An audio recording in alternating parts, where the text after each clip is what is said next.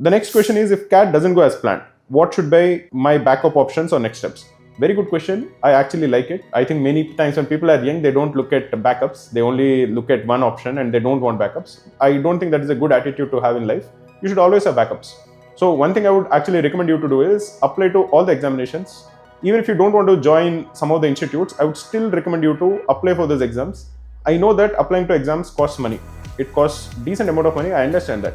But still, whatever you gain from it, whether it is mental peace or the pressure of taking the examination, that getting habituated to it, far outweighs whatever you pay for the examination.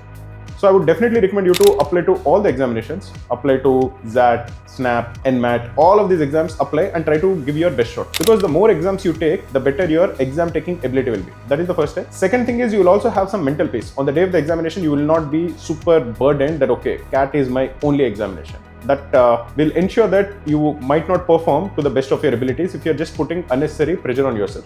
If you can do something to reduce the pressure, you should do it. Because of that, I would say apply to other exams. The next thing I would say, I would again highly recommend anybody who is planning to quit their job to not quit. Try to have a job as a backup just for the mental peace that is associated. Because on the day of the examination, you want to give it your best without having too many thoughts in your head. And if you are jobless, if you're taking a gap year or any of these things, there will be just too many thoughts running in your head. Especially if you're stuck in an LRDA, then you will not be thinking about the LRDA. You'll be thinking about your gap year. So it is not good. So that is another reason why I would tell you to have a job. So as a backup, because it will give you some mental peace when you're taking the examination.